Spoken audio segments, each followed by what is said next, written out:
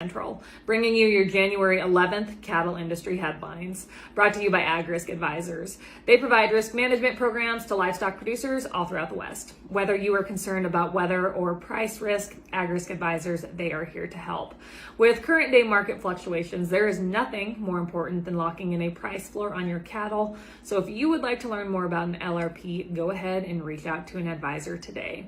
Also sponsored by American Beef Producer Magazine. They offer in-depth articles on a wide variety of topics within our industry. They feature award-winning photography and so much more within their publication. For some reason, if you are not subscribed to the magazine, head on over to their website, abpmag.com. On their main page, you will find a large subscribe button up in the right-hand corner. All you got to do is click on that and they will get you fixed up. American Beef Producer Magazine, guiding beef producers for over 25 years. And finally, Circle 5 Cow School.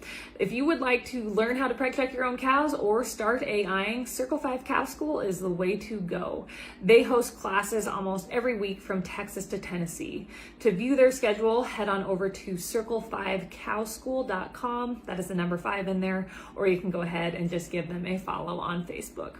Drovers has reported that according to the USDA, some data that they brought together that was compiled by the U.S. Meat Export Federation, USMEF, U.S. beef and pork exports continued on a record pace through November of last year.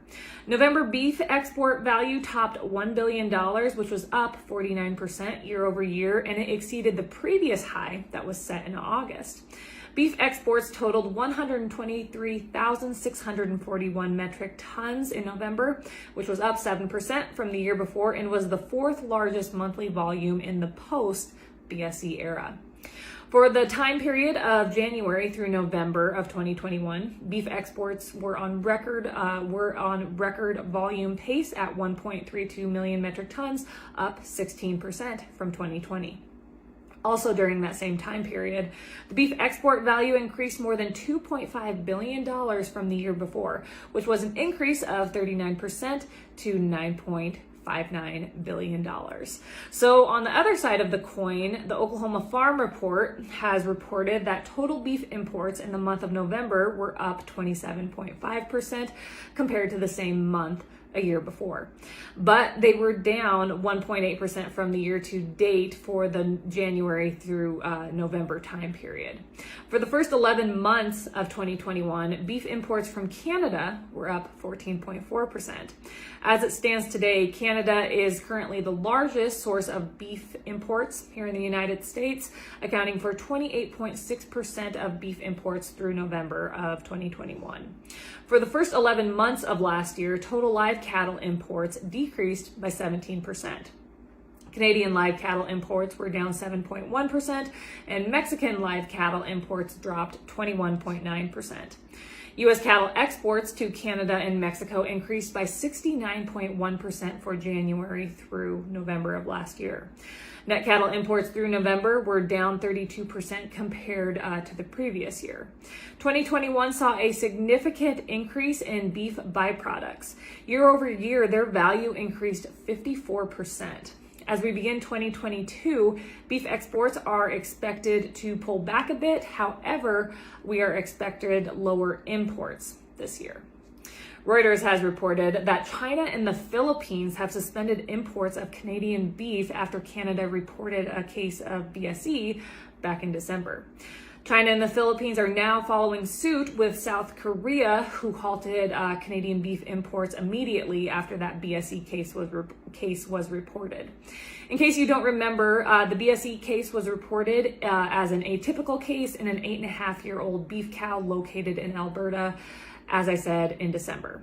This is Canada's first BSE case in 6 years.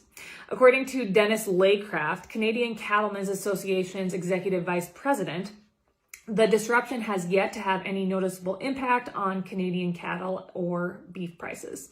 Laycraft expects the suspensions to be short in duration. Red Bluff Daily News has reported that out in California, a new crime is sweeping the countryside: the theft of T-posts. So far, fence posts have been reported stolen in Tehama, Glenn, and Shasta counties. The thieves aren't taking any wire, and the pattern in which they steal the posts is pretty random. There will be stretches where posts are just completely gone for miles, and then sometimes it's just random out of a fence line. So the obvious consequences of such theft is that farmers and ranchers, they have to replace these posts, and they have to gather any livestock that get out because the fence is just, it's gone to hell. And then the worst case scenario is when livestock obviously get out on the highway and they get hit by a vehicle. So a $6,000 reward for information leading to the successful arrest and prosecution of the responsible individuals has been set up. Shadrad.com out of Shadron, Nebraska has reported that Nebraska cattle producers will now have the option to use electronic brand inspection for identification. According to the Nebraska Brand Committee Executive Director John Widdowson, the e-inspection service is being requested by Nebraska producers, and the Brand Committee is now taking stakeholder input on this option. He believes that it is vital for the Brand Committee to keep up with the industry, but in the same breath, he said that this option is not for everybody. Traditional branding will not be replaced by this new e-verify system. Producers will still have the option to use a hot iron brand, or they can freeze brand their cattle. As time goes on, the use of EIDs as proof of ownership may end the need for a brand inspector to go out and physically inspect cattle, according to Widdowson. He closed by saying that the Brand Committee will be using blockchain technology to secure information from potential cyber attacks. That is all I have for you guys this morning. I hope your week is off to a great start. Have a terrific Tuesday. I'll catch you later.